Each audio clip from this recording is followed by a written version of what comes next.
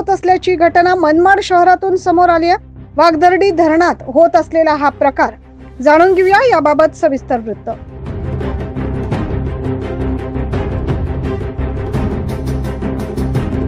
मनमाड शहराला पाणी पुरवठा करणाऱ्या वागदर्डी धरणातून गाळ उपसा करण्याच्या नावाखाली मोठ्या प्रमाणात खड्डे खोदून मुरुम उपसा करण्याचं काम सुरू आहे। याबाबत मुख्याधिकारी यांना माध्यम प्रतिनिधींनी विचारणा केली असता आम्ही धरणाच्या बाजूला केवळ गाळ उपसण्याची परवानगी दिली असल्याचं त्यांनी सांगितलं।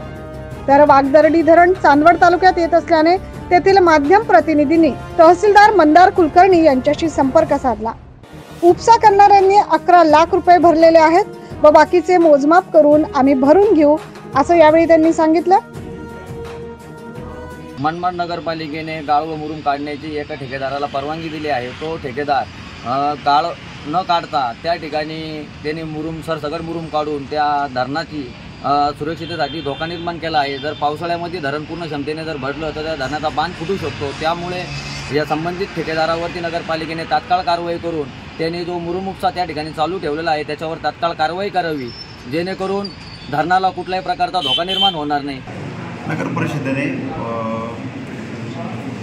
वागदर्डी धरणाची क्षमता ही गाळ साचन कमी झालेली असल्याने जो कोणी येऊन नगर परिषदेच्या वागदर्डी धरणाचा गाळ काढून वाहून नेईल व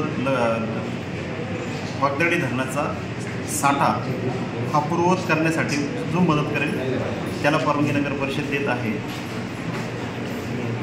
पण याचा गैरफायदा कोणी घेत आहे? धरणाच्या सुरक्षेला धोका होईल अशा ठिकाणी मुरुम काढला जात आहे।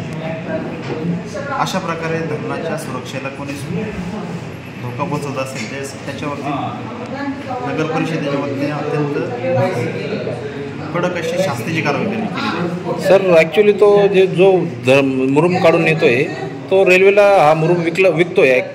SK यादव म्हणून कॉन्ट्रॅक्टर आहे तो, याबाबत काय?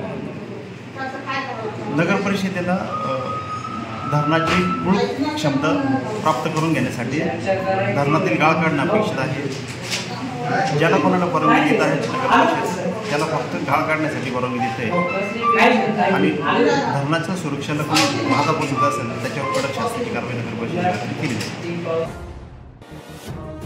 वागदर्डी धरणातील उंच टेकडी काढून धरणाची क्षमता वाढवावी या दृष्टीने तत्कालीन पालकमंत्री छगन भुजबळ व आमदार पंकज भुजबळ यांनी तयारी दर्शवली होती। मात्र पाटबंधारे विभागाने धरणाला धोका होण्याची शक्यता वर्तवून परवानगी नाकारली।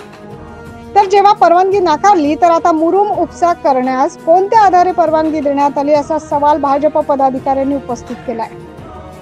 मनमाड शहराला पाणी पुरवठा करणारं एकमेव धरण वागदर्डी धरण आहे। हे संपूर्ण मातीचं धरण आहे व त्याला 62 वर्ष पूर्ण झालेली आहे आणि मनमाड नगरपालिकेने याचा गाळ उपसा काढण्यासाठी एका ठेकेदाराला ठेका दिलेला आहे। परंतु ठेकेदार हा गाळ न काढता त्या भिंतीचा मुरुम हा काढतोय, त्यामुळे या धरणाला धोका निर्माण होण्याची दाट शक्यता आहे। त्यामुळे हे धरण भविष्यात फुटू पण शकतं आणि मनमाडकरांना याचा मोठ्या प्रमाणावर याचा दुष्परिणाम सहन करावा लागेल। तरीही या ठेकेदारावर योग्य ती कारवाई करण्यात यावी ही असं मी भारतीय जनता पार्टीकडून मागणी करतोय।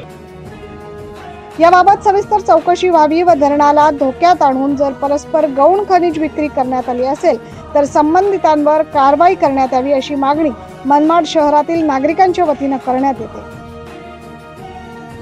9 न्यूज महाराष्ट्रासाठी प्रतिनिधी अनिल धामणे।